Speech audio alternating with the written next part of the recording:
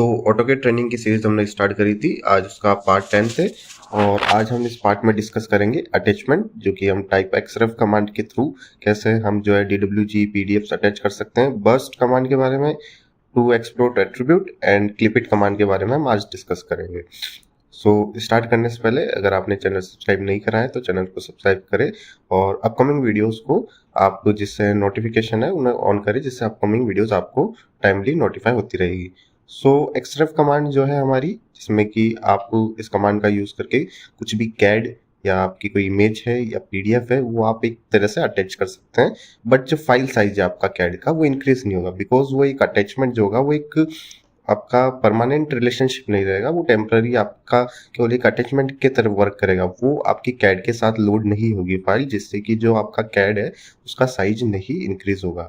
ये एक तरह से जो है टेम्पररी आप जो आपका रिलेशनशिप रहने वाला है और इसका यूज बहुत ही इजी है, सिंपल। आपको xref कमांड जो है प्रॉम्प्ट करनी है, देन जो है आप कौन सा DWG आप इमेज या PDF जो भी आप रखना चाहते हैं आप वो अटैच का ऑप्शन चूज कर सकते हैं। देखिए आप इसमें DGN, DWG, point cloud, image, ये सारे ऑप्शन अटैच करने के आपको मिलेंगे। तो अभी हमने जो है अटैच PDF पे क्लिक किया है और PDF हमें सेलेक्ट करनी है, जो भी PDF आप अटैच करना चाहते हैं एज xref।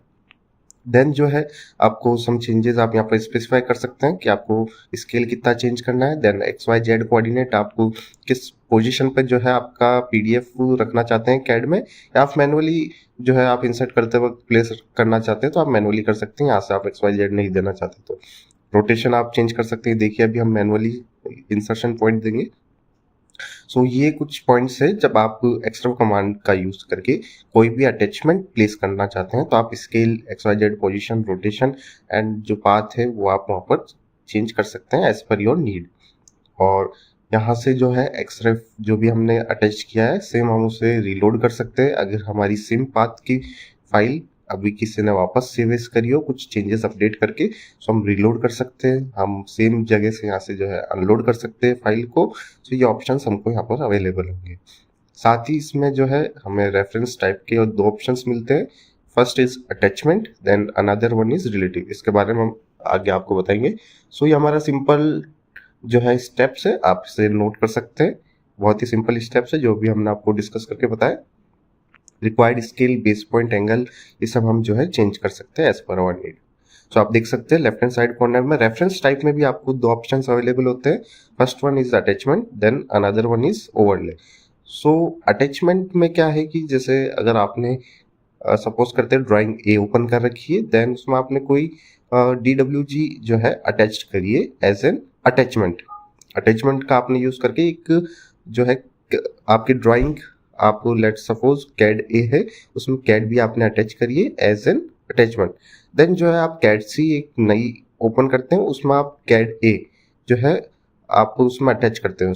कैड ए के साथ कैड बी भी उसमें विजिबल होगी, बिकॉज कैड बी जो है आपने अटैचमेंट करके कैड ए के अंदर अटैच करी थी। बट अगर आपने कैड ए के अंदर जो है कैड बी ओवरले करके अटैच करी होगी तो कैड सी के अंदर कैड ए ही विजिबल होगी, ना कि कैड ए के साथ जो कैड बी अटैच थी उसमें वो विजिबल नहीं होगी अगर आपने ओवरले करके करी है तो। ये एक बेसिक डिफरेंस है हमारा अटैचमेंट और ओवरले रेफरेंस टाइप का यूज करके। आप देख सकते हैं एग्जांपल में, जो एग्जांपल हमने आपको बताया वो सेम एग्जांपल यहाँ पे नोटिफाइड है।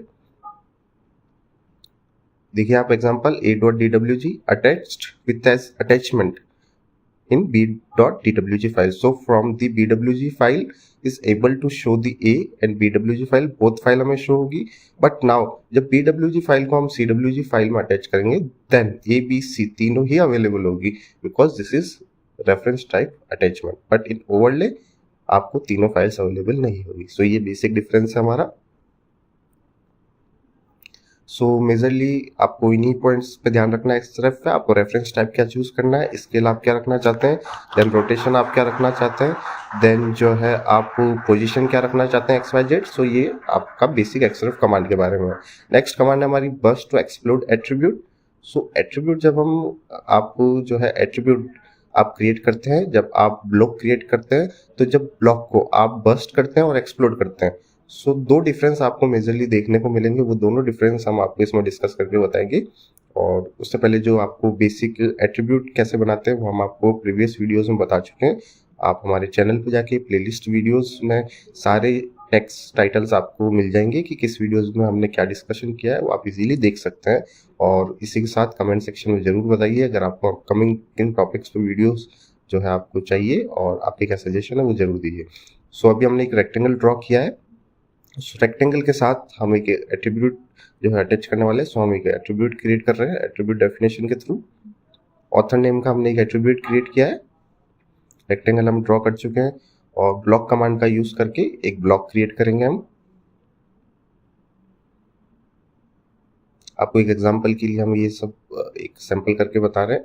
आप जो है इनका टूल का यूज करके आपके प्रोजेक्ट स्पेसिफिक जो थिंग्स रहेगी उनको आप इजीली समझ पाएंगे। इस वजह से आपको जो है एक सिंपल ओवरव्यू हम देते हैं कि बहुत ही इजी एग्जांपल के साथ। सो हमने जो एट्रीब्यूट सेलेक्ट किया, देन हमने रेक्टेंगल सेलेक्ट किया और एक ब्लॉक सिंपल हमने क्रिएट किया है जिसका नेम हमने टेस्ट ब्लॉक रखा है। सो एट्रीब्यूट की हमारी डिफॉल्ट वैल्यू जो है HSR थी। सो डिफॉल्ट वैल्यू यहाँ सेव हो चुकी है। सो अभी आप देख सकते हैं जब हम इसे सेलेक्ट करते हैं तो प्रॉपर्टीज के अंदर हमें क्या दिखा रहा है एलिमेंट के बारे में, कैटेगरी ब्लॉक रेफरेंस। सो अब जो बेसिक डिफरेंस है कि बर्स्ट और एक्सप्लोड करते हैं तो क्या चेंजेस हमें एट्रीब्यूट के अंदर देखने को मिलेंगे, वो चेंजेस हम आपको बताएंगे।